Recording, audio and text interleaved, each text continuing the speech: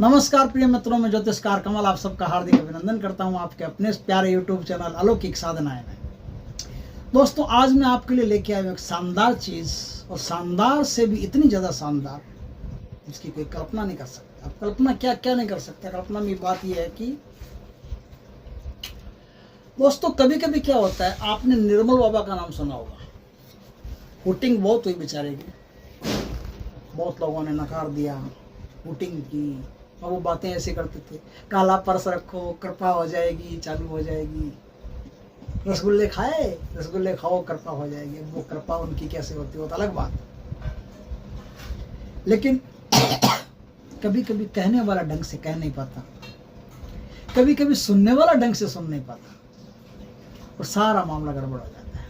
अपने YouTube channel पर भी कभी कभी मैं देखता हूँ, मैं कोई चीज़ इसमें दे भी देता हूँ, मंत्र वगैरह दे भी देता हूँ, अच्छी तरह से दे भी दिया, लेकिन मैं बोला नहीं। मंत्र लिख करके दे दिया, स्क्रीन पे आ गया, बोला नहीं। सामने वाला तुरंत कंप्लेन करता है नीचे कमेंट में, गुरु जी आपने मंत्र तो दिया ही नहीं। दिया तो है, लेकिन आपने पढ़ा नहीं। मैंने बोला नहीं, आपने पढ़ा नहीं, क्योंकि आप आदि हो चुके हो कि मैं बोलूंगा तो ही आप पढ़ोगे, मैं बोलूंगा तो स्क्रीन पर ध्यान जाएगा, नहीं तो बस सुन रहे हैं खाली। एक आदमी कुछ कहता है, लेकिन उसकी बात हमारे पल्ले नहीं पड़ती। कभी कभी उसके कहने का ढंग अद्भुत हो जाता है, कभी कभी हमारे सुनने का ढंग अद्भुत हो जाता है। उस एक बात को मैं आज क्लियर करता हूं। ये कृपा अटकती है, हमारी कृपा रुकी हुई है, एक्चुअल में है क्या? वो क्यों कहते थे ऐसा? ये कृपा रुकी हुई क्या होती है? ध्यान से सुनना। आपके मन में किसी को कुछ देने के विचार आए, जैसे आपके मन में आया कि गौशाला में 1100 रुपए का चंदा करूंगा, मन में आया। पूरी प्रकृति उस 1100 रुपए के चंदे के लिए आपके लिए तैयार होना शुरू हो गई। आपने मन में विचार किया, संकल्प किया, एक संकल्प पैदा हो गया, अवचेतन में चले गए वो विचार। आपने विचार किया कि गौशाला में 1100 रुपए का प्रसिद्ध कटाऊंगा, डोनेशन करूंगा, गायों को चारा डालूंगा। आपने विचार किया कि किसी गरीब की लड़की की शादी है, उसमें ये गिफ्ट दूंगा, वो करूंगा, वो करूंगा। जो भी आपने सोचे, जो सोचे आपने, वो सब बात अवचेतन मन में चली गई। और अवचेतन मन में चली गई तो अवचेतन मन से रिलीज कब होती है? जब वो आप काम कर लेते हो। जब वो आप काम नहीं कर पाते, बोल तो दिया आपने अवचेतन मन में। कई बार ऐसा नहीं सुना? कभी सुना नहीं? किसी धाम पे जाते हैं या किसी दरबार में जाते हैं तो वो कहते हैं, भाई तुमने माता जी के नाम से बोलवा बोली है। बोलवा क्या? माता जी के नाम से प्रसाद बोला था, ये काम हो जाए, भगवान तुम्हारे 21 रुपए का प्रसाद चढ़ाऊंगा, काम हो गया, आप बंदा बोल गया। अब उसको धाम पे जाता है, वहां वो याद रहता है ये बोलवा बोली हुई है, इसकी बोलवा अटक रही है। भगवान को तुम्हारे 21 रुपए के प्रसाद से राजी होने वाले नहीं। इस गलतफहमी के कभी शिकार मत होना कि हम भगवान को प्रसाद चढ़ा करके भूतों की तरह राजी कर लेंगे। भोग से भूत राजी होते, भगवान नहीं। भगवान तो महाभोगी है, परम भोगी, इसीलिए तो भगवान नाम है। भगवान का तो मतलब होता है कि परम भोगी, उससे ऊपर भोगी धरती पर कोई है ही नहीं, और ब्रह्मांड में नहीं, पूरे ब्रह्मांड में। और कोटि कोटि ब्रह्मांड, ऐसे अनेकों अनेक ब्रह्मांड, उन सब में सबसे बड़ा कोई भोगी है तो वो है, क्योंकि वो सबको भोग रहा है, कोटि कोटि ब्रह्मांडों को वो भोग रहा है। तो उससे बड़ा भोगी कोई नहीं हो सकता। इसीलिए भगवान को भगवान के नाम से पुकारा जाता है। जो सर्वश्रेष्ठ भोक्ता है वही परमात्मा है। हम भगवान को प्रसाद चढ़ा करके राजी नहीं कर सकते। लेकिन होता क्या, वो जब प्रसाद चढ़ाने की बात आती है, उस प्रसाद से हम अटक जाते हैं। अभी भगवान का कोई लेना देना नहीं, काम हुआ प्रकृति की कृपा से हुआ, काम हुआ भगवान की कृपा से, अपने आप हो गया। तुम नहीं चढ़ाते तो भी कर देते, चढ़ाते तो भी कर देते, वहां को इतना नहीं है। लेकिन चढ़ाया और बोला और चढ़ाया नहीं, चढ़ाया नहीं तो अवचेतन मन में गांठ बन गई, और वो गांठ आपके तमाम ऊर्जा को अपनी तरफ खींचे जा रही है। ऐसी 1000 गांठें आपने बना ली, ऐसे 1000 गांठें बन गई। कभी किसी को गुरु महाराज का तो 1100 रुपये गुरु महाराज को भेंट करने की इच्छा है, किया नहीं, चवन्नी अटक गई ऊर्जा आपकी। अब वो ऊर्जा आपको कहीं बढ़ने नहीं देगी, आप आगे अब जाओ वहीं आपको रोक देगी। आपके सारे काम धंधे, व्यापार, व्यवसाय, रिश्तेदारी, नातेदारी, सब में आपको एक ऐसा लगेगा जैसे स्टेचू बन गए। स्टॉप, टोटल साइलेंट, कोई बरकत नहीं, कोई नया जीवन नहीं, कोई ताजगी नहीं। इसे कहते हैं कृपा का रुक जाना। तुम्हारी कृपा वहां रुकी हुई है। लाल रुमाल रखो या काला पर्स रखो।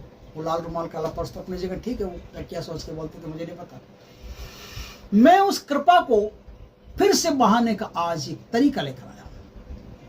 अब उस कृपा से क्या बेहतर है, जैसे आप मकान बना रहे हैं, आपका मकान अटक जाता है बीच में, मकान आगे बढ़ ही नहीं पाता। लाख कोशिश कर ले, पैसा भी जेब में, लेकिन मकान आगे नहीं बढ़ रहा है, बढ़ ही नहीं रहा है, कारीगर नहीं मिल रहे, कभी सामान नहीं मिल रहा, कभी कुछ नहीं मिल रहा, मकान लटका हुआ है बरसों से, लंबी 2 साल हो गए, 3 साल हो गए, 4 साल हो गए, पड़ा है ऐसे, हो ही नहीं रहा आगे काम।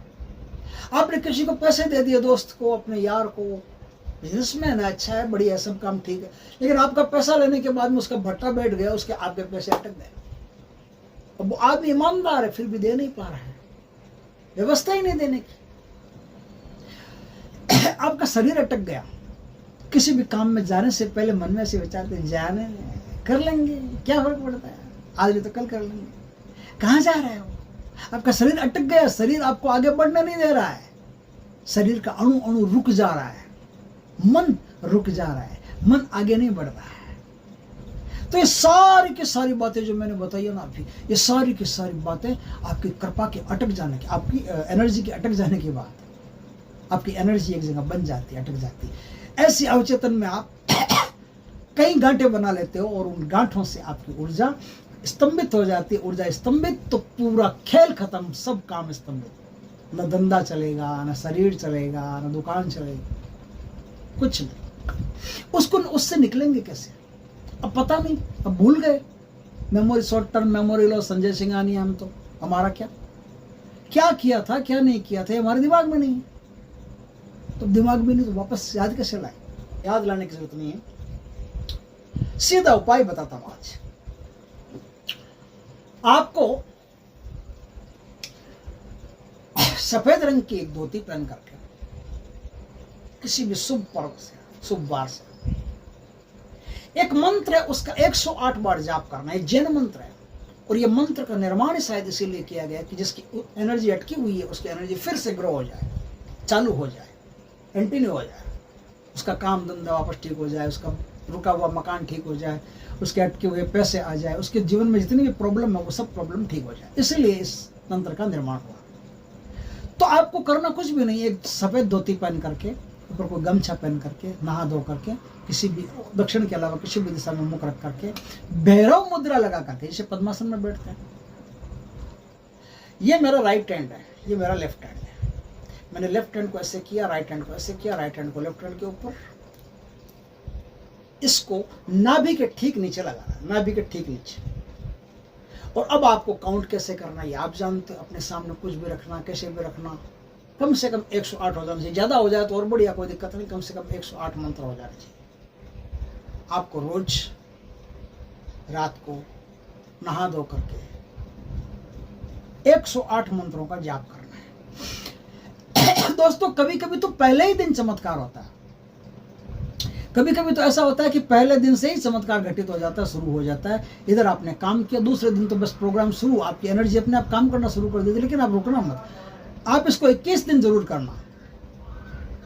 21 दिन आपने इसको किया, 21 दिन आपने इसको किया तो आपकी बंदी हुई तमाम एनर्जी चालू हो जाएगी, खुल जाएगी।